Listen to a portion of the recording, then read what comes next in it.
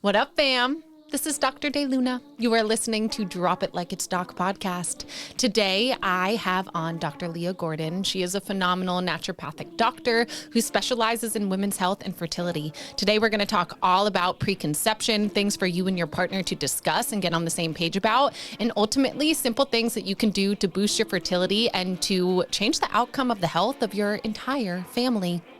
Listen up.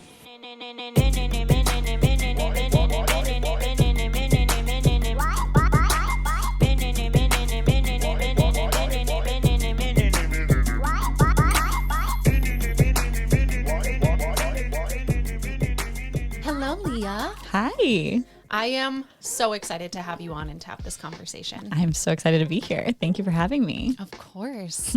So in case my viewers don't know you, this is Dr. Leah Gordon. She is a phenomenal naturopathic doctor and someone that I was under in medical school, and it's just incredible for us to be on this side of our journey and to be sharing our passions and our specialties with the world. I know. It's so amazing. I love it. All of our little doctor minions out doing the work. I know, right? Yes. I know. It's phenomenal. And that's one of my favorite things I think about the medical school we went to was the community and that we all just support and love each other and root each other on. Yeah. Yeah. We need that. We need more doctors like us in the world. I agree. I feel that more now than ever. There's no shortage in humans that could benefit from what we offer. Exactly. Yes. So, my dear, I always start this podcast with a love bomb for you as to why I have you on.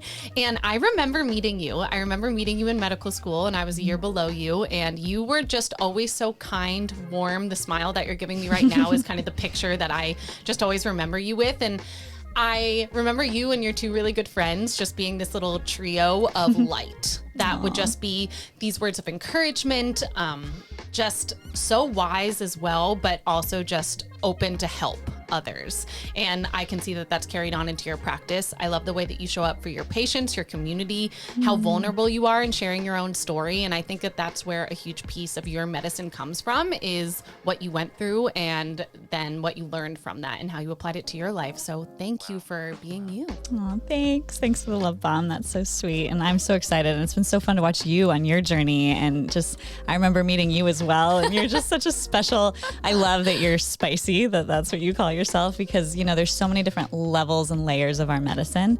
And I feel like we reach people in different ways. And I love everything that you're doing. And I remember when you started this podcast and everyone's like, oh my gosh, have you been on Ashley's podcast? And I'm like, no, but it looks so exciting. So I'm just so stoked for you. This is awesome. Thank you.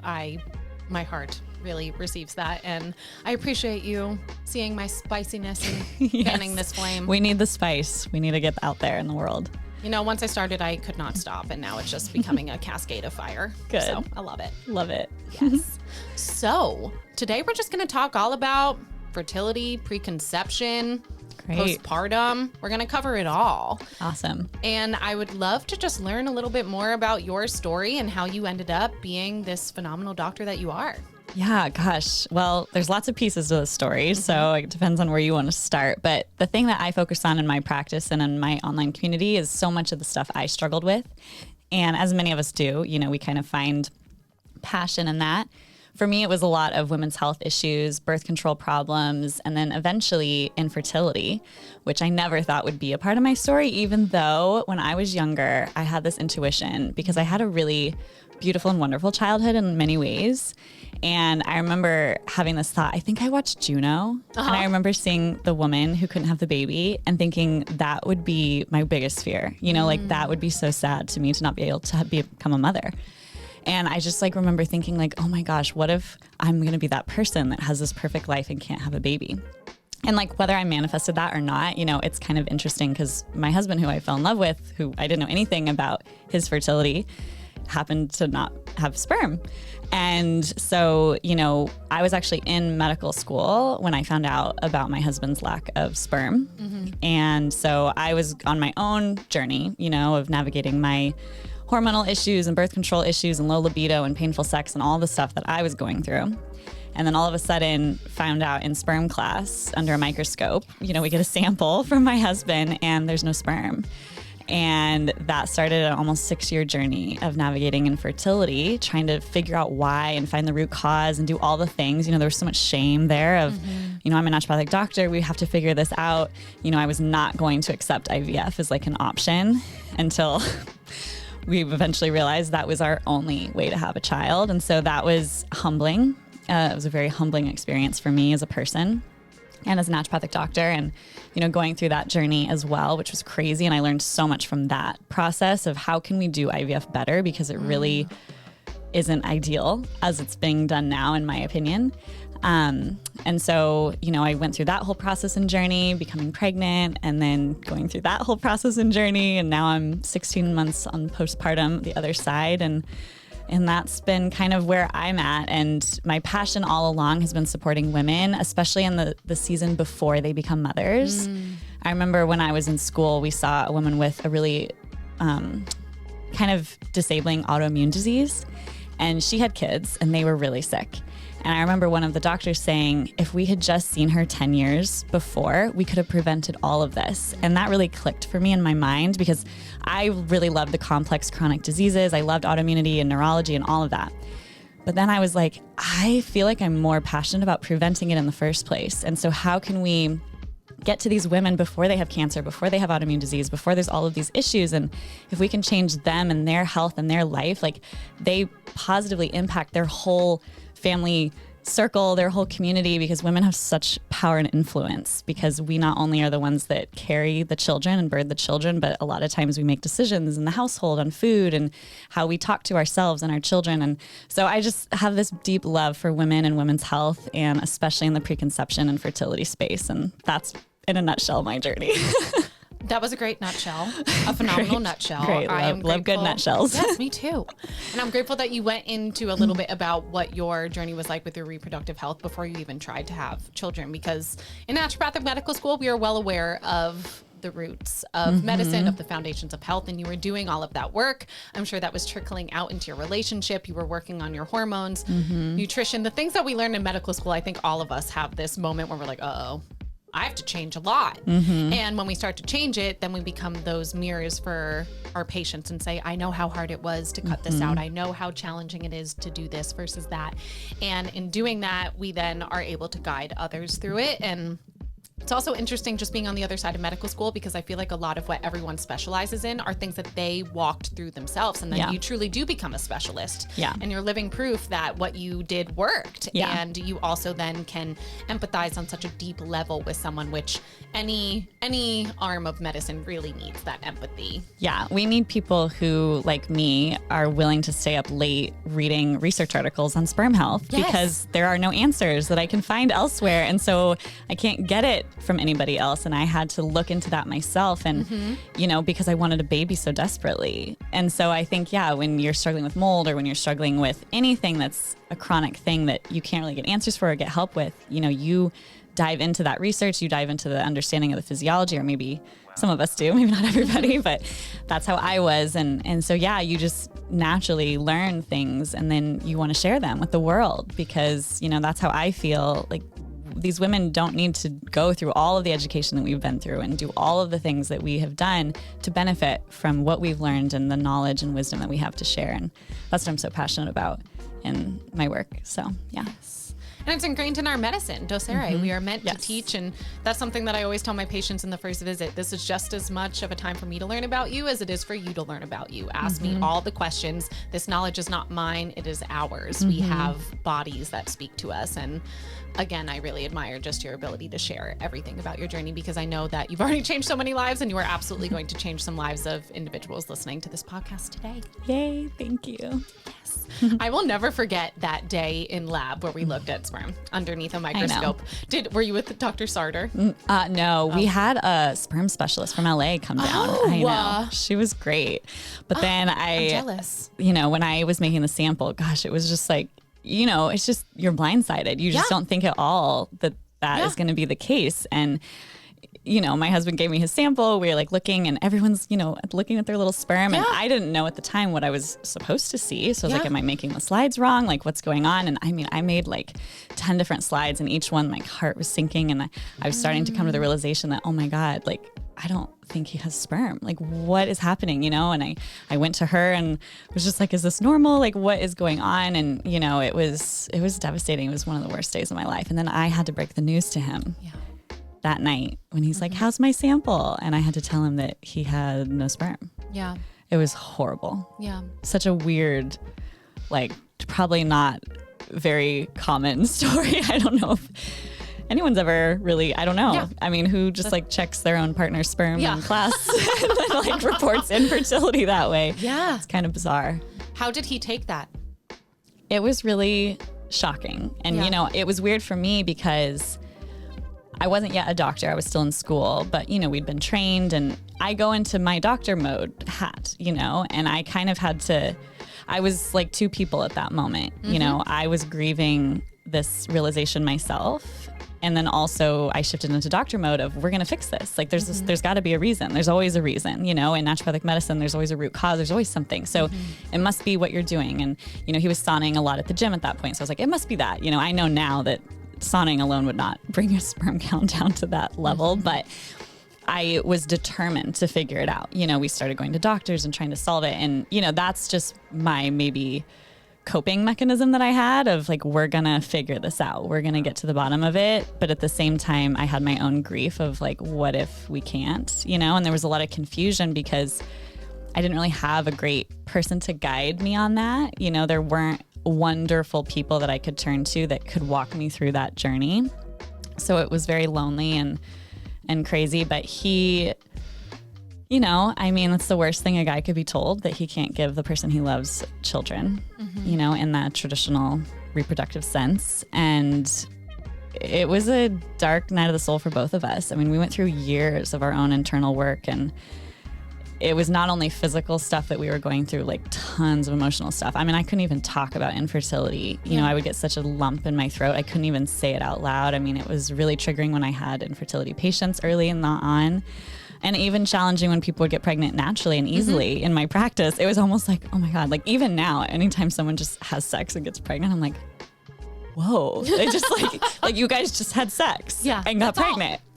Like, it just worked. Like, it's amazing. And I've dedicated my life to studying it, and it's wonderful. And it's still so bizarre to me that that could be a reality that someone could experience. And it's cool, something I probably won't ever get to experience, but I've come to terms with that, and I'm happy, and I love my daughter, and I now wouldn't probably do it any other way if it didn't result in her. So, yeah.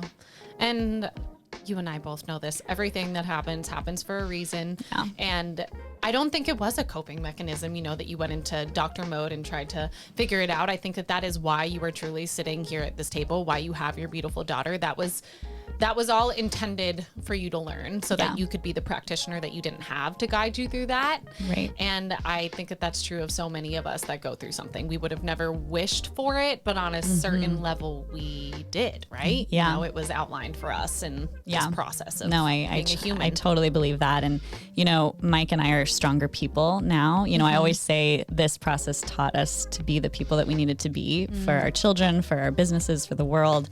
And but it was tough. It was definitely tough. And, I couldn't really go to him, or I didn't really want to go to him as my emotional support. If I personally was the one with the main infertility component, I think I could have turned to him as more of a comfort.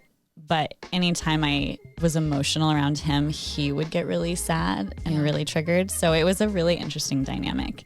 But it taught us so much, and we're so much better at communication and stronger now. And we've had lots of stories, because I also struggled with low libido and painful sex. And we've had a lot of struggle in like the reproductive department together. But I think we have one of the strongest, most amazing relationships. And so I'm so proud of us as people.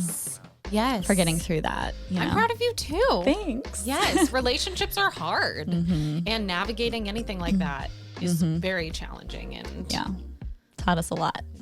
It does. And also I think that, I'm not a man, but I think that most men just assume like, there's something coming out of me. Yep. There's sperm in there. Absolutely. But no, there can be plenty of ejaculate without any sperm in there at all. Exactly. Mike had a lot of ejaculate and not a lot of sperm. Yeah. You assume like, oh, that's sperm. It's like, nope, it's not. So I'm such a fan and such a proponent of men checking their sperm. Yes. And it really annoys me. Like the conventional fertility system, I think, is just so backwards. It is. And it makes me really upset and angry because I see patients who are struggling for so long to get pregnant. And, most testing for fertility isn't done until you've been trying for a year. And I understand some people's response to that of like, oh, well, I don't want to, stress myself out and we're just going to like leave it up to chance. And like, I get that. I have patients like that who are like, I don't want to look at it. And at the same time, I'm such a data person that I'm like, but you can just make it better. You can optimize, you can make sure, like, why do you want to try for a year and then find out there's a problem and then have to wait another few months or years to make a difference? Like, to me, I'm just like, check your fertility. I'm such a fan of that for the women and the men. And it's so easy, especially men. Oh my gosh. Just do a sample. See what it is. See what's in there. You can do it from home. You don't have to go anywhere. So yeah, I'm a huge fan of getting those spermies checked. Absolutely. So what was your workup like for both yourself and for your partner? Oh my God, so extensive. Yeah. I mean, insane. So when we first found out about the sperm, we were thinking, again, I didn't have the knowledge at the time that I have now, which if I would have known what I know now, I would have maybe not I'm not going to say wasted time, but I would have been more direct to know exactly what I needed to do and where to go. So we first started in the functional medicine space, the naturopathic space of it must be, inflammation and gut problems. And, Mike had a lot of gut issues. So I'm like, well, maybe that's what's causing it, which I know now that those levels of sperm, it was anatomical or something more severe than that. I work with enough sperm now to know when I see a sample of when it's more environmental, lifestyle, and when it's more anatomical, genetic, like when to go down those paths. But we did the whole workup from the beginning and no one really guided us otherwise because there aren't a ton of people that know fertility in that way. Because the fertility doctors in the conventional world, they just do IVF for the most part. They're like, well, it doesn't matter what your sperm is and we'll just do IVF. And for us, it was so small that there was nothing in the ejaculate. To do IVF, we would have had to do what's called testicular retrieval, which is what we ended up doing. But even that is pretty rare, in that space. So we did the whole functional medicine workup, tons of gut health, but honestly, no one even really looked at toxins until I became a doctor. And I was so frustrated by the lack of help that we were getting that I just took on his case myself and ordered my own labs. And that was when we discovered that he had super high homocysteine, he had really high levels of mercury and other heavy metals, lots of different plastic and phthalate metabolites. So we were doing crazy detox. He went on like a year-long IV chelation protocol, which I don't recommend for every single person, but he's a very like strong constitution. For anyone who doesn't know, it's like when you use IVs to chelate and get the metals out. Because mercury kills sperm. He had mercury amalgam. So for any of you guys have mercury in your mouth, definitely get that checked out. He had bilateral varicocele. So we did surgery to try to support that. Didn't help. Bilateral. Yeah, crazy. Heavy weightlifter guy.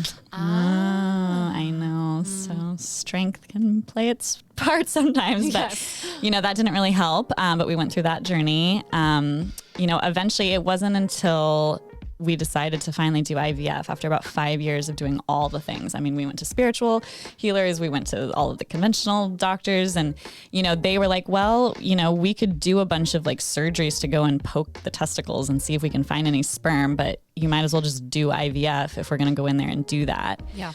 And it was really just like me kind of getting over the fact that I felt like a failure having to do IVF, that we couldn't get pregnant naturally. And I was having all of these ideas of, are we playing God if we're not meant to have kids or we're not meant to have kids, I mean, we wouldn't be able to reproduce any other time in history together. It was just a lot of like existential crises that I had about it. But at the end of the day, I did a lot of meditation. I had a lot of spiritual healers around me too that felt like this was the path for us, that we were meant to go down this path of IVF, even though right when we decided was when COVID hit. Of course. Of course. So I had an interview or to go to the clinic. We were going to get ready to start. And then they're like, oh, I'm sorry. We are canceling all things until undecided time. And I'm like, are you kidding? Like every obstacle possible with this person I love so much, who I feel we are so meant to be parents together. It was like every single thing got in the way. Until finally, the crazy thing is my mother-in-law is actually an amazing intuitive, and she told us that she could see, she's like, I see sperm and they're like in a maze and they're getting stuck and they're trapped. They're there, but they can't get out. And I was like, what does that even mean? Like, but she had this vision and I was like, oh my gosh, I feel like there's something wrong anatomically. There's something not quite right where like the sperm, there will be sperm inside of the testicles. They're just not getting out. So that gave us a lot of hope, but we went into IVF completely blind, not knowing if he'd had any sperm. But I was going off of her assumption. You trust her. Yeah, we do trust her. I trust her so much. And it was during that workup that I did carrier testing, genetic carrier testing. And it was right before we actually went into IVF that I discovered that he had this genetic mutation, a cystic fibrosis associated disorder that probably impacted his epididymis and his vas deferens. And so there was really like an actual potential anatomical issue with that. So we went into it feeling more clear that like there really was no other way for us to have a baby. But I've learned so much through the whole process, you know? Yeah. And I know that like the quality of his sperm was impacted on such a beneficial way from everything that we did. And this is what I love to talk about with IVF and fertility in general, is it's so much about the quality of your eggs and your sperm. And people just don't talk about that in the conventional fertility world. They don't care. No. It's a numbers game. They don't care about the men's sperm at all. There's hardly any work done to support their diet, their lifestyles. Maybe they'll throw a few supplements at you, even though there's 2 male urologists here in San Diego, and we went to one of them and I asked about supplements and he's like, oh, it's just a waste of money and time. And I'm like, have you literally not read your own literature? Yeah. Because clearly you haven't. You could be changing outcomes in people. You could be revolutionizing people's ability to have children if you actually helped them with their health. Yes. But it's just not in their wheelhouse. They just don't get the health thing.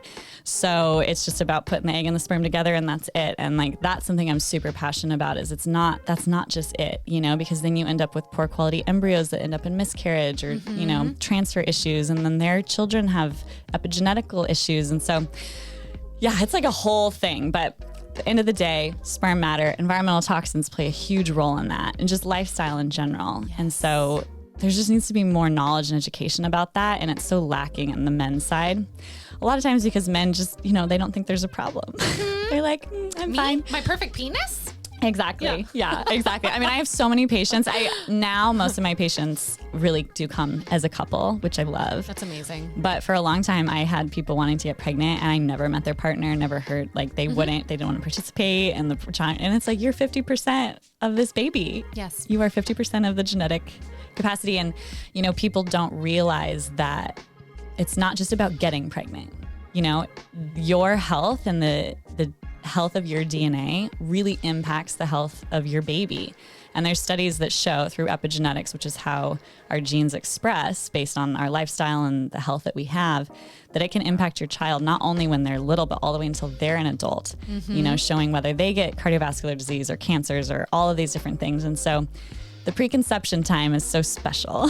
It's just really hard to get people to understand how important it is, you know, because it's not a problem in their mind. So, yeah.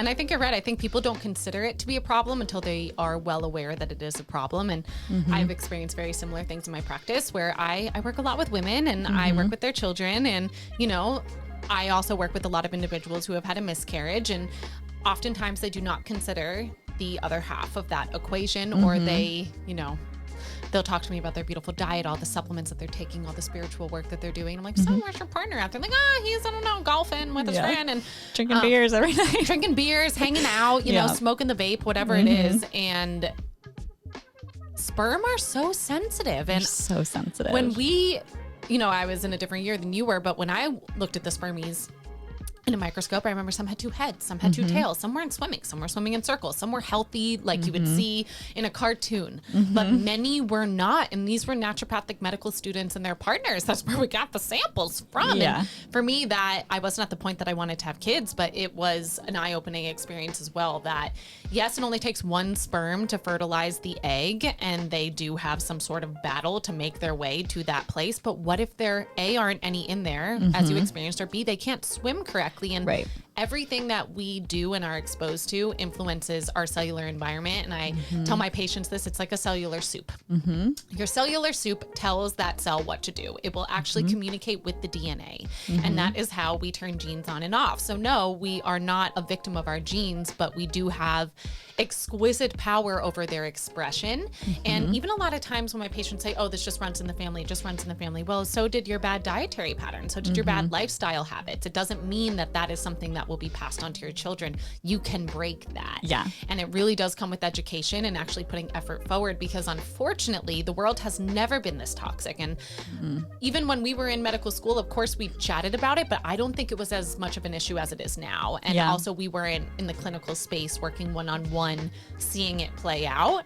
And it is so apparent to me how that is influencing every system of the body, but more than ever, fertility, egg quality, sperm quality. And and you're right, in the conventional world, it is just a numbers game. And if you fall outside of their reference range, they don't dig under why, they just say this is your one option. And I cannot even tell you how many people I've worked with that they have gone to a fertility clinic and they have been told your only option is IVF without doing any workup whatsoever. And of course, it is a beautiful thing that we have that available. It really is. It is amazing. I am so grateful, but also it is a disservice to not only that person in front of you, but to their children, to their grandchildren, to not look at the underlying cause. Yeah, to me, fertility is a side effect of optimal health. And fertility is a luxury in a lot of ways. And so the body will prioritize survival above reproduction. And when there's a health problem, whether it's in the female, the male, or both, the first thing that typically goes is fertility, unfortunately. And there are signs and symptoms. I'm a huge believer that the body communicates to us through our symptoms and how we feel. And our conventional medical system does not recognize how important those subtle signs are, the signs that the body is not in balance. And they don't necessarily understand how, oh, you have depression, or you're having, digestive issues, or brain fog, or period problems, and all of these things, that they're just like, whatever, that's a sign, not only that something's wrong and could lead to disease, but definitely that it could be impacting your fertility. And so manhandling and kind of, forcing the body into this place without actually addressing the underlying vitality of the person, to me, it's just like crazy. I mean, it just doesn't even make sense. No. Because in order to be fertile, one needs to be healthy. And so why in the fertility space are we not talking about health? I just don't understand it. And I talk about this with birth control, but fertility is similar. It's like, with birth control, we give birth control a lot to cover up symptoms that women are having, which are the signs that your body is telling you that something's wrong. And they just give hormonal birth control to be like, stop symptoms, I'm going to shut you down, and it's analogous to just unplugging a fire alarm. You have a fire raging, those are your symptoms, you're struggling with something. And so covering it up with, birth control is just like unplugging a fire alarm. And our doctors in our conventional model are just trained firefighters that go to fires and just unplug the fire alarm. They don't actually put out the fire. And so when a woman has a fire burning, she's put on birth control for 5, 10, 15 years, no addressing of the fire ever happened. And then she pulls the pill, you plug the fire alarm back in, and now all of a sudden she wants to have a baby.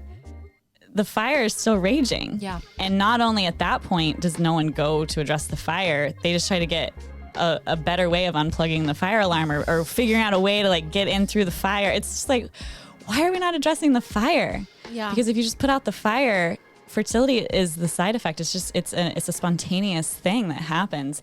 And in certain situations like mine and my husband's, it wasn't ever going to, because of anatomical issues. And those are the appropriate times to use something like IVF. Yes. So I'm a huge fan of it. I wouldn't be a mom without it. And I think it's used inappropriately for so many people and couples, because we aren't actually addressing what's going on.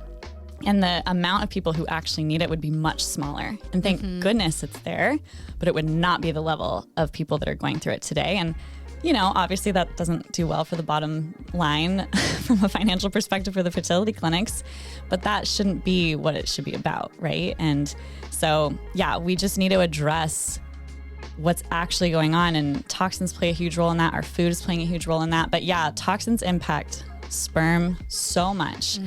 And the cool thing is they are so fragile, but they also can be shifted so easily. Yes. There's just as much impact from a negative soup as there is a positive impact from a positive soup. And it's really fun to watch, you know, and sperm can be so easily tested that you can just see it. And it's amazing.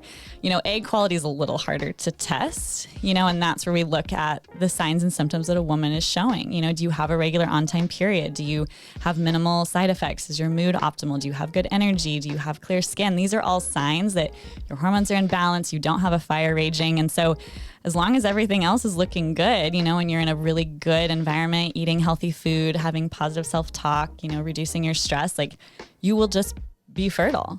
But we just don't address all of these other issues, and it's a whole systemic problem. It just is. Makes me want to, you know. Yes. And you touched on so many amazing things in that statement that you just said. And I also just want to highlight that you are absolutely emphasizing that this work is non-negotiable, whether you're going to go down the IVF road or try to make a baby just by having sex, because it is directly impacting the quality of your sperm and your egg. And, you know, I think it takes just a couple months to see that shift. Our body is consistently regenerating. Your body wants to do better, but it's doing the best it can with what it's got. And if there are a bunch of toxins influencing cellular communication, creating inflammation, that environment is going to directly impact that cell. And something else that you brought up is that, you know, everything that we are doing as far as what we are exposed to does have an impact. And I think that so many individuals aren't even aware of the degree of things that they are exposed to. I mean, even the conventional doctors that you were seeing, it wasn't even brought up in one visit, one visit. And these are things that I think it's easy to become very overwhelmed with everything that's going on in this world. And in medical school, I definitely had a moment where I was like, oh God, we're fucked. Like as a human species, we are just fucked. And then, and then you learn that no, you can be empowered. You have the choices, you have the tools, but it does take education and it does take willpower. And I hope that this talk inspires people to not wait until they realize that they have a problem, that you can start now. And I love that you said that you gave your partner and you were doing this for at least a year. And that's what I always tell my patients. They're like, we want to get pregnant next month. I'm like, well, you're gonna need more than a month. I mean, it takes at least 3 months for a sperm and egg. So 3 to 4 months is the maturation process of egg and sperm. And so just like you're talking about the soup, the analogy that I use in my sperm courses is imagine that you're sending these little sperm babies to a swimming academy. Cute. I know. I love analogies. You're really good at them. Oh, thanks. Yeah, you're welcome. And so, you know, you obviously want Olympic athletes, right? You want the best swimmers possible. And I would say most men, if you ask them, would say, you know, do you want your sperm to be like the strong Olympic swimmers? They'd be like, yeah. But then what they're doing is not feeding them breakfast, sending them to a swimming academy that's in the middle of a toxic, you know, wasteland. You know, maybe they have their cell phone on their laptop. So it's like sending them to Chernobyl to train for the Olympics. And it's like, why would you do that? Like, if you want the best swimmers, you're going to feed them really healthy food. You're going to reduce their stress. You're not going to make the kids, you know, wake up at the butt crack of dawn, go push them super hard, stress them out, not feed them, and then cover them in toxins and be like, you're going to be a good swimmer.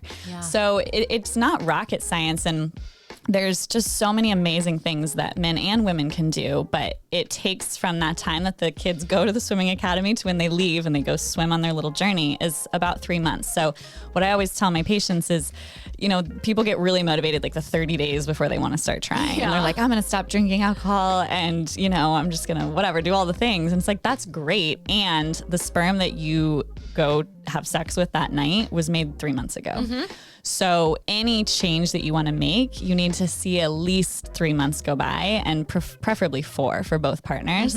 And that should just be common knowledge. I mean, just like we should have common knowledge about our periods and how to track our cycle and when we ovulate, we should just know as a species that it's like a 3 or 4 month time of optimizing before we get pregnant. Other cultures know this. You know, we focus, you know, when people get married, a lot of times they have all of these different practices and rituals to like make sure that the couple are as healthy as possible. And we've lost that in our society, you know, and you don't have to be married. You don't have to be coupled at all to be working on this, both men and women. To me, like my dream is that everyone's just walking around fertile, but then you know how to prevent it naturally because we do. We know do. all these things. Yeah. We're not this like helpless species that doesn't know anything and must take a pill to control our lives. And so, yeah, there's a lot there. There's so much there, and I love it all. And something that you said earlier that I wanted to dive a little bit deeper into before we talk about even more about spermies, because I can tell that we both are very passionate about this.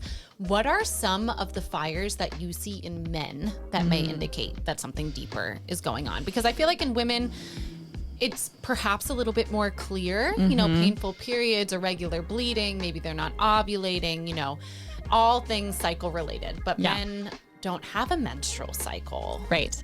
So it's everything that's looking at their vitality. So waking up tired, not waking up with an erection, having low libido, having a hard time getting aroused or having an erection in the first place, brain fog, depression, fatigue, having low drive for life. You know, the guy who's like, I just want to like lay on the couch. I'm so like done. I'm exhausted. I don't really want to even have sex with you. Like, I just want to veg and like eat potato chips and have a beer. You know, that's a sign of adrenal fatigue. It's a sign of low testosterone. It's a sign of lack of vitality. Any sign of inflammation, skin issues, gut problems, you know, they have digestive issues, anxiety, these are all signs in men that I see a lot. But you actually would be more shocked. Well, maybe you're not, but a lot of men actually struggle with libido and drive, not even just sex drive, but just drive in general. That's testosterone. Yeah. And you must have testosterone to make sperm. So it's a really quick and easy, simple thing for me to ask my patients of like, what's your partner's sex drive like? And how is he in the morning when he wakes up? And what is he like at the end of the day? Is he so depleted that he just wants to sit and watch TV and not really talk or engage? Because then he is low testosterone, super depleted. If there's any mood issue or skin problem, there's signs of inflammation, you know, and then just looking at your life in general. But yeah, there's a lot of signs in men too. Yeah, absolutely. I mean, once again, I'm not a man. I do not have a penis, but if my partner was not interested in having sex with me, I would be highly concerned. Yeah. And I do work with a lot of men that are having issues with libido, who are having issues with, you know, erections and pleasure and whatnot. And I think that they always assume it's low testosterone, and absolutely that can play a role. But I think that people need to be aware that the solution for infertility, if you are low in testosterone, is not testosterone. Correct. Because what will happen is that just feeds back to your brain, shuts down FSH and LH, and those are the two brain hormones that are telling your body to produce happy, healthy sperm. And something that I also see a lot of is men that are overweight that have low testosterone in their adipose tissue. Their fat cells are converting their testosterone to estrogen. Yes. I also just had a patient who came to me for low libido, and we tested all of their hormones. They had already been to a nephrologist and whatnot. They had a history of just a unilateral varicocele. I thought perhaps that was playing into it. We did a sperm analysis. Everything was normal. Turned out that he has exquisitely high prolactin. Yes, prolactin, which is the hormone that you make when you're breastfeeding. Yes. So can happen in men too. Yeah. Yep. And I see high prolactin in both sexes, women and men who've never obviously been pregnant. And so that's a big factor. Weed and actually cannabis can raise prolactin, which I don't think a lot of people realize, as well as deficiencies and all sorts of stuff. But yeah, there's a lot going on. And so just to me, you know, bioidentical hormones play a role in certain capacities in certain places, but in the fertility space and in the reproductive, like a woman and a man who are in the reproductive age group, it's usually not the best choice. Yes. In my opinion, unless it's progesterone and there's a miscarriage potential and they have low progesterone, which the conventional world will say doesn't help at all. And I say that is absolutely not true. In my opinion, I have seen it be opposite. The conventional doctors just don't see people until they're 12 weeks. They've already miscarried if they're low progesterone. You know, it just makes me so mad. Anyways, outside of that, you know, taking testosterone can make it worse. And so really the goal is to find the root cause in the first place, because just like with period problems, you know, giving replacement for testosterone is similar in certain ways. Maybe it's a little better, but it's similar in giving the birth control pill.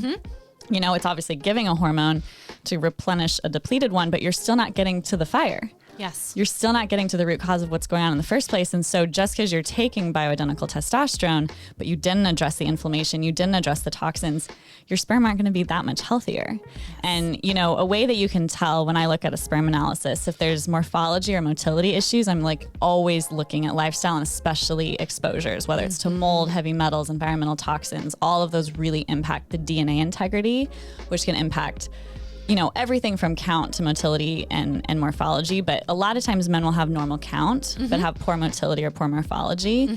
And that's where you want to look really at those fires, the inflammation, the toxin exposure. It plays a big role. Absolutely. Yes.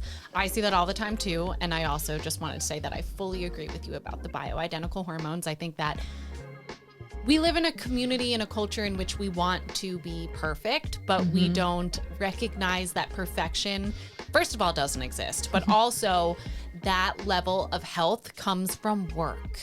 And work is very different than injecting yourself with a hormone. It is being conscious about your exposures and mindful that you are digging for the root cause. Because I always like to empower my patients that your body is perfect. And if there's something going on that doesn't feel perfect, that is also perfect, because it's a sign for you to find the reason why this is showing up for you.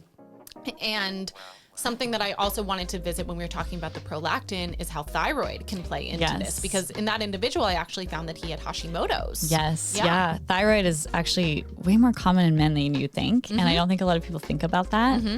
And thyroid is super important for both men and women for becoming pregnant. Thyroid's really important for ovulation in women, but it's really important for men too. And especially if a man is having weight issues, he's maybe gained some extra weight and he's more tired and he maybe has brain fog, maybe he's not pooping super well. You always want to think thyroid. I think, especially in our community, and it might just be my perspective, it always seems like Hashimoto's is more of a female thing. And, autoimmune disease in general is very high in women. And there are a lot of thyroid issues with women, but it makes me so sad when an infertility couple comes to me and not only have they not had a simple workup, or maybe they've had a simple workup with a fertility doctor, but no one's really looking at him, barely FSH or LH, looking at those hormones, and definitely not thyroid. All of these things need to be looked at. Yeah. They're all important. They are. So it's just so simple. Just check your health. Yeah. And, so many of my patients or prospective patients are like, do we really need the blood work? Yeah, we really need it. I mean, your body tells me so much about what's going on, but once you actually find the root cause, you can shift everything in such a way that you cannot get with guessing, which is why so many people, if you're buying all your supplements from influencers, none of them are working because they're not individualized to your body's needs. Right. And speaking on the autoimmunity in men and why it's more common in women, I mean, the things that women are exposed to from the time we are little, the things that we are told that we need to put on our faces, on our skin, on our hair, even in our clothing, our menstrual products, it is infuriating, for lack of a better word, for what we have been exposed to our whole lives. And, that has spilt over into all genders, and men are also getting this toxic bucket full, more and more full by the second. And I think that is why also things like autoimmunity are getting a little bit more abundant in that population. And the thyroid is so sensitive to heavy metals, so sensitive to toxins, so sensitive to everything that we are exposed to. So I'm happy that you brought that up, because it's something that I want everyone to consider, that this blood work is not just for one partner, it is for both. And there is nothing, the health it doesn't discriminate. Yeah. Well, and my whole business is called Womanhood Wellness. I love women's health, obviously. And to me, obviously we care about our men just as people, and we want them to be healthy. We do. I love men. I feel like they play a very important role in every single way. And sometimes it's just hard for people to get their mind around it. I have couples who are like, oh, well, I'm just gonna do everything I can. He's like his own thing. And in my mind, male fertility problems is a woman's health issue, because I can tell you right now, going through 6 years of infertility with male factor, that impacts you. Yes. So if you think, oh, I don't really want to bring it up, I don't really want to talk to my partner about his health, it's fine. I'll just be really good and we'll just have the baby that we dream of. And it's you might not. And so it benefits both of you, not only for him to have a better sex life and have better energy and all of these things, but to have healthy sperm means that you as a woman don't have to go through the struggle of infertility if there's a male factor involved. And so it's not even just a male's health issue. Male's health is a woman's health issue if you want to have a baby, or if you want a partner who has a healthy life, if you want to have a good sex life and you want to have all these things. And so, I think people don't really think that way all of a sudden. They're just oh, we're just going to get pregnant. And it's well, you might not. And I don't want you to have to struggle through that either. And so the prevention, it's so hard, I think, for some people to think about doing something preventatively. Yeah. But gosh, after being on the other side of it, you know, and so many of my patients, if they would have known, they would have gone back and done it very differently. Yeah. And in a relationship, you're on a team. Mm-hmm. And making a baby with someone is one of the most sacred things you could ever do. And that teamwork starts when you decide to be with that person, when you decide to co-create a life together. So being on the same page as far as that preconceptive piece is critical. And I think that if someone's partner is not on board, it does take some, you know, it might take some effort to get them there, but it is well worth it, because like you're saying, it's not just one person's issue. It is both, and it influences that entire family tree after that. So exactly. To my future husband, get ready to cleanse. Yes. It's happening. So good. Yes. Couples that cleanse together stay together. Exactly. Have good, healthy babies together. Exactly. Love it. I am curious what you see in a female as far as low libido goes. Oh, yes. Gosh, that's a whole conversation we could go into. So I know this pretty intimately from my own journey. There's so many root causes. Again, I'm a big root cause advocate because I feel like if you can find the root cause, you can be very targeted with how you support that person rather than just kind of throw in the kitchen sink. And, you know, it's not like a bad thing to be like, oh, eat watermelon. It can like increase, you know, your blood flow and that'll help with your libido. And I'm like, I mean, sort of. But like if you've had, you know, sexual trauma and you have no hormones and you've been on birth control, like there's no amount of watermelon that you're going to eat that's going to help you have a good libido. So it really depends on finding your unique root cause. And libido is really complicated because, you know, libido is what happens between the ears and arousal is what happens between the legs for the most part. And even though women have arousal points all over their body, like libido has so much more to do with the mental emotional component around the drive for sex. And that can be impacted from the moment you're born, depending on how your family interacts with sexuality and the culture that you are raised in. And if you're religious and how they talk about it and the shame that media and all of these different things create around it. You know, I was raised in a Catholic, you know, culture where lots of shame, lots of feeling really bad about your body, about your sexuality, and you know, absolutely no sex, like you'd be a sinner, like all of these things that get programmed into you as a little girl. And then you're supposed to just get married, and the first day of your wedding, you're like, oh, that's all gone. I'm an empowered goddess who has like an amazing sex drive. And I'm telling you right now, that doesn't happen. You know, from sexual trauma, which I've experienced, and anytime you have trauma in the body, especially in a place that's so sacred, that can do a lot of harm, especially if you don't know how to process and move through that trauma. And so, you know, if there's pain, you know, if someone's having pain, whether they have endometriosis or they've been on birth control or they have low estrogen and so there's dryness or they don't know how to properly stimulate their body before sex and they just have sex because that's just what you do and I'm in college and this guy wants to have sex with me and I'm just going to do it and it hurts and it's not fun. And like you build these neural pathways in your brain that make you not want it anymore. To the point of having low energy and, you know, low thyroid and just feeling really stressed out, you know, when women are burning the candle at both ends and, you know, playing in the world that we have to play in and keep up, you know, with our male counterparts, even though we have a very different hormonal system and a very different body that needs different things. And we're just expected to every night feel ready to have sex. You know, we have a very different hormonal rhythm where there's different surges of hormones at different times in our cycle. And a lot of women don't know that. So there's a lot of complexity to libido. But I think with a woman understanding, do you even have low libido? Because I think some women maybe have a male partner or even a female partner who has a really strong libido, and it's not necessarily that they feel that something's wrong. It's like the partnership feels like there's a mismatch in how often someone wants to have it. So really getting clear with yourself on, is this actually an issue for you or is there guilt, you know, with your partner? Because it's not atypical for a woman to not necessarily want to have sex every single day of her cycle. No. You know, around our, I mean, some people definitely get more into it around your period and stuff when your hormones are low, but there are certain times in your cycle when you have a different hormonal picture that results in more of that, you know, spontaneous arousal, which is, there's two different types of arousal. There's spontaneous and then there's responsive. Spontaneous is you just wake up and want to have sex, right? It's just like you're walking down the street and you're like, oh, I'm into it. Versus responsive is where you start engaging in intimacy. You start, you know, having connection with somebody in your love languages in ways that you feel really safe and loving and connected. And then it gets to the point where you're like, okay, I'm into this. You know, I can want this. So first and foremost, knowing if that's even a problem. For me, I knew that it was, and that I wanted to want it, and it wasn't working. You know, birth control played a role in that. My upbringing played a role in that. Sexual trauma played a role in that. Painful sex played a role in that. And so unpacking and unteasing all of those things, and at the end of the day, really connecting more with you as a woman and your embodied sensuality and sexuality. And we could talk about porn and the issues with that, you know, of a lot of people are raised on porn thinking that's what is supposed to happen. And unfortunately, it's fake for entertainment purposes only.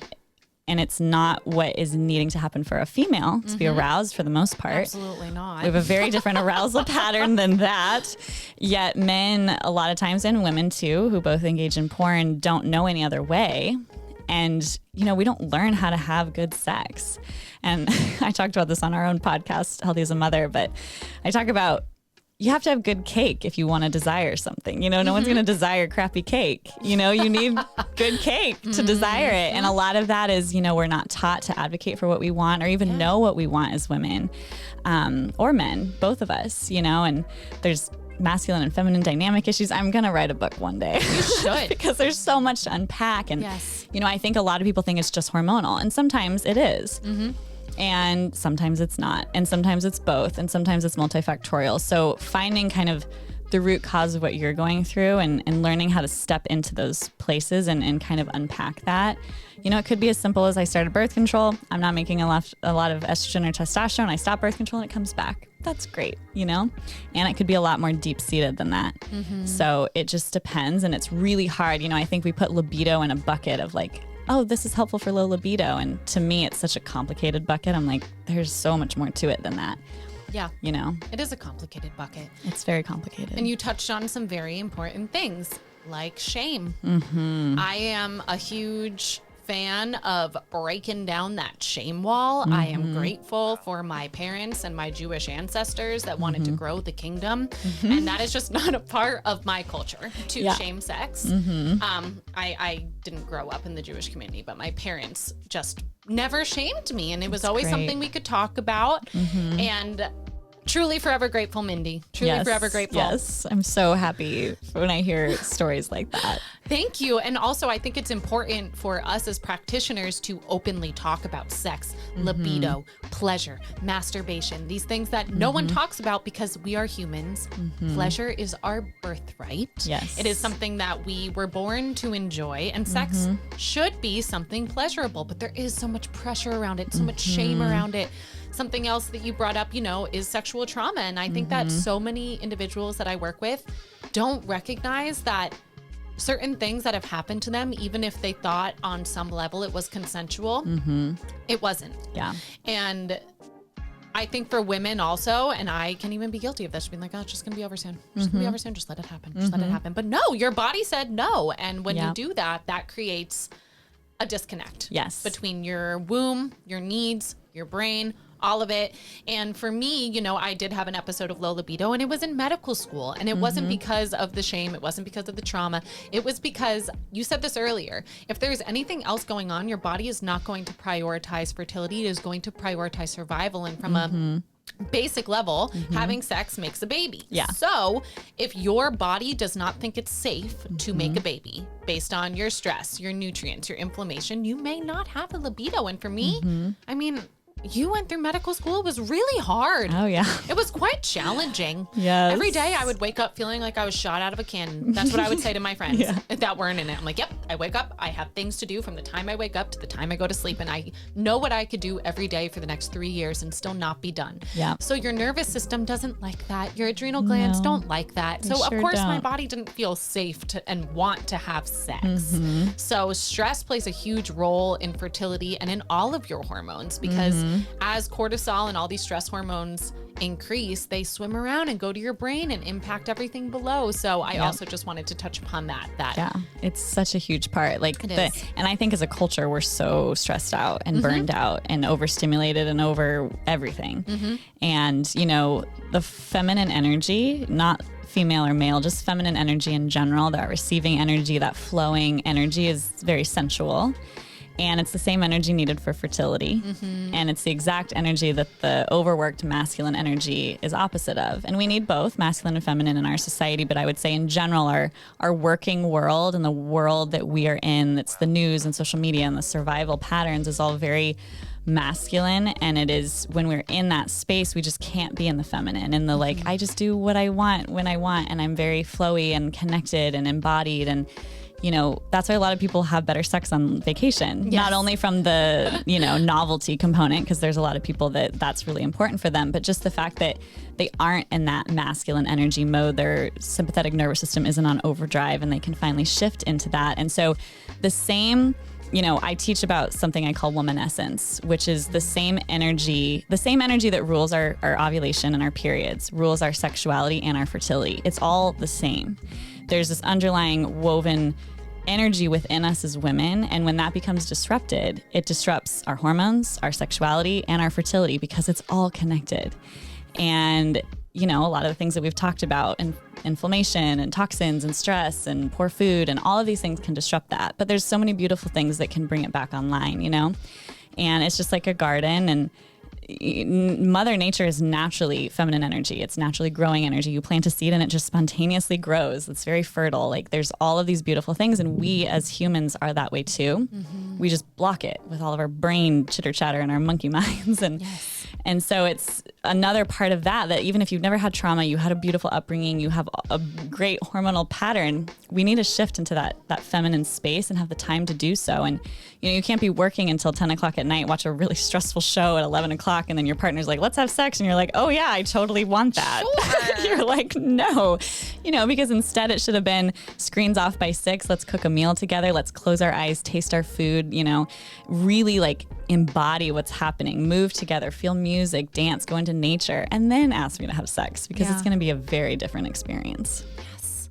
Beautifully said. I loved all of that. I love the woman essence. And I think that we are these plants. We're these plants. And yes, you know, in conventional agriculture, you could put some fertilizer on there. You could put some pesticides to kill things off, but that's not going to taste good. That plant is not going to taste well. There's no denying that an organic carrot tastes very different than a conventionally raised carrot. And I would like my body to be as tasty as possible. Right. So let's shift this conversation a little bit into simple things that listeners at home can do to increase their fertility, both men and women, eggs and sperm. Oh my gosh, where do we even start? Yeah. I would say it's so important to start with the basics. I think of fertility a lot like a garden. We need good soil, right? So that's eating healthy food, not having pesticides there, right? Like literally like in the garden and in your body. Yes. So choosing organic food as much as possible, eating nutrient dense food. So if anyone can shift from a more fast food, processed, packaged food diet to eating things that come from the earth, you can pick it off a tree, you can pull it out of the ground, you eat what is on the ground, you know, good clean animal products. These are the building blocks of fertility. You have to have good nutrients. You literally are what you eat, and your eggs and sperm are bathed in what you eat. You know, addressing sleep.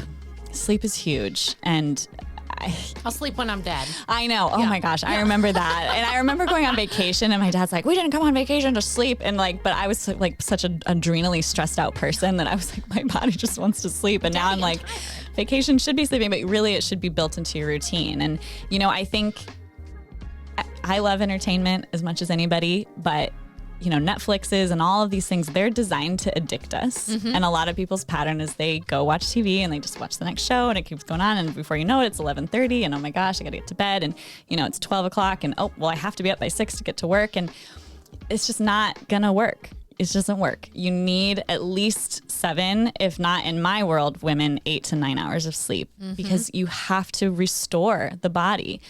And sleep is when growth hormone is made, which is important for testosterone for women and men. You have to have testosterone to make healthy eggs too. Mm-hmm. You have melatonin that happens in sleep, which is one of the most powerful antioxidants that we know of.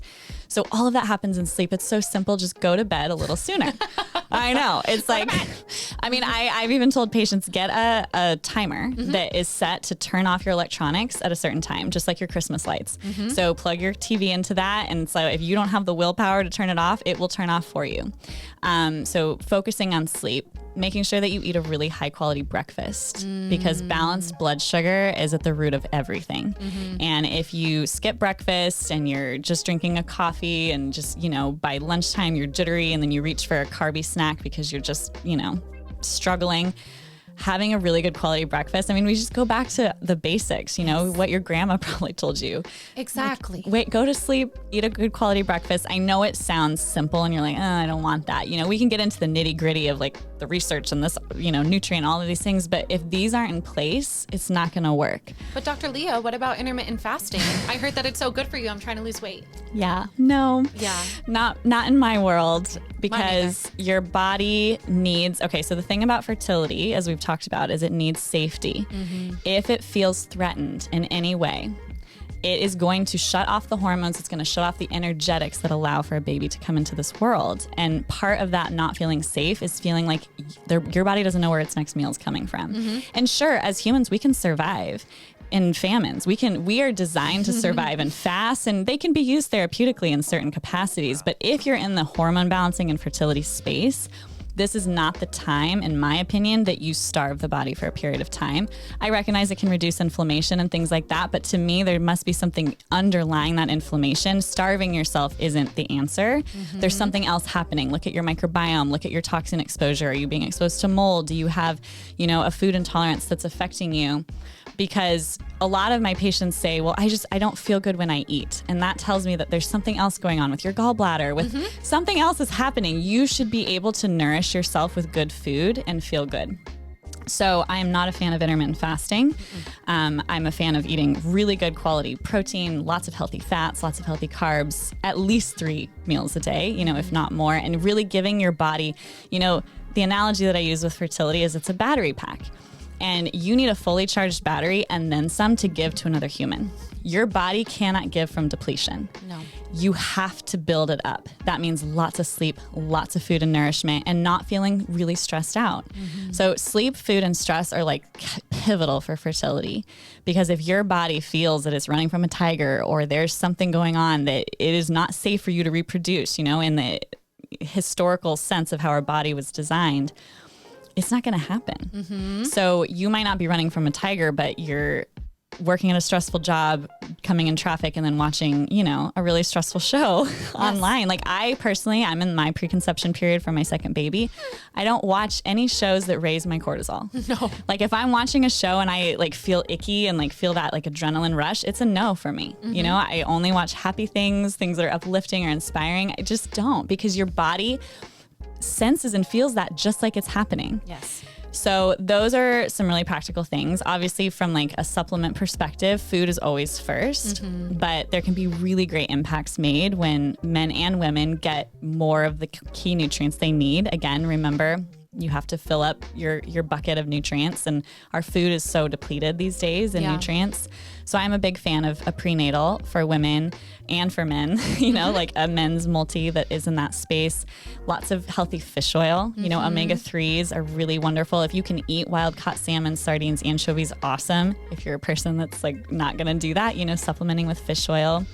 Things like CoQ10 are wonderful. It's a really powerful antioxidant. It helps with the mitochondria. And we've seen in studies that it improves egg and sperm quality substantially. So if you're going to pick any, things, those are some top things to look at, and tons of antioxidants. So reducing toxin exposure is the next space that is just very important. So you get the foundations and then get the toxins out of your life. Yeah. Look at your personal care products. Don't buy brand new furniture from a conventional store right before you get pregnant. Low tox paint, just being mindful of everything, not only your personal care products, but the environment that you live in your home. And getting them out, detoxing as much as possible, glutathione and binders. I mean, we could get into all of this. There's so much to talk about, but basic steps, from a person go to bed early, eat 3 meals a day, reduce your stress, stop watching stressful shows, and look at your personal care products. Those are the first 5 steps that I would say people can do to kind of optimize their hormones and their fertility. Phenomenal. And those are all quite easy if you just Yes. put the effort towards doing them. I always tell my patients when they say, what supplement should I take? I say, your stress is more important than Yes. any supplement. It is. And there is no doubt that right now, throughout time and space, women have a lot of pressure to show up as both in masculine energy and in feminine energy. And it's this idea of being selfish to put yourself first. Nothing else is more important than your health, than your vitality, than your nourishment, than your sleep. There's nothing. I don't care. I have some patients that are in school and are pulling all-nighters or in grad school and they want to get pregnant. And I tell them, no, we must go to bed. That is non-negotiable to me. As humans, we need a few key things. We need food, we need sleep, and we need to feel safe. Yes. And also going back to the intermittent fasting thing, that is a big thing that I see in my patient population too. They're not eating, and then that internal sensation of not feeling safe carries on throughout the day, and they then start taking an anxiety medication. And something else to consider is that a lot of medications that people take, their prescribing physician, because in their defense, they were never trained nutrition. That's not what they were trained. They are not aware that some medications that they're taking are deeply depleting their nutritional stores, and then they want to get pregnant after. You have to replete all of that before you even start. And I think there's a lot of confusion over what to eat, how much to eat. Is this safe? Is this not safe? Think about what grandma ate. Think about what great grandma ate. Think about what you would do if you had a farm. You would be eating happy animals. They are very happy. You would be eating good quality food. You would be in that environment fully and flowing in it without having to buy something in a package that came in plastic that is loaded with BPA and endocrine disruptors that are influencing everything. So I absolutely hear you. And I think that it can easily become overwhelming. And my motto is, let's make it easy. Yeah. Let's make it easy. Yeah. Because you can make anything super complicated, but you can also take away all of that kind of clutter and fog around it and just see what's below it. And it's just what we need to be a human. I know. Whatever someone's working on, even if they're not trying to get pregnant. Yeah. These things are not negotiable if you want to heal. No. And I have a lot of resources at my website. I have little mini courses on all of these different elements, how to ditch the toxins, how to work on stress with practical action steps. Because I get it, you know, it is, we can talk in theory, but what do you actually do? And I teach not only behind, you know, the reason why, because for people who are why people, but then the action steps there, because it can feel overwhelming to know where to start. So womanhoodwellness.com, you can check out all of that. Thank you for dropping that, because I need to personally check out all of your things as well. And that's just a phenomenal resource for all of my humans out there. And you are someone that I know for a fact we are having back on, because we could talk about so many things, but I am so grateful for everything that you shared. Thank you for diving into your story, your journey. I am so excited for you, your husband, your daughter, and for your future baby. Thank you. Of course. And I always like to offer the floor to whoever it is I'm chatting to. If you have anything you want to share with my audience, it could be a truth bomb, a love bomb, a knowledge bomb, anything at all that you'll want to drop. I would say the thing that I really want to leave people with is just, you are an empowered being and you have everything inside of you to make the changes in your life to be the best version of yourself. Whether you want to have optimal hormonal balance and feel good in this world, whether you have gifts to bring to the world, you want to be a mom, do not let someone tell you that there's something wrong with you, that you need a pill for, that you're broken. There's so many things that you can do to feel empowered. The knowledge is out there. The support is out there. Do as much as you can to really become your own best advocate and the person that you love the most. And I guarantee that it will pay off 10 times over. That was beautiful. And I agree. You should be the most important person in your world. You should be the person that you love the most. And when you start approaching your life in that way, then everyone in your life can heal, because then they take responsibility for their own health, their own life, their own happiness. So thank you so much for saying that. Thank you for being here. Thank you for sharing your story. And I am so happy that we had this conversation. Me too. Thank you, Ashley. You're welcome. Toodaloo, cuties.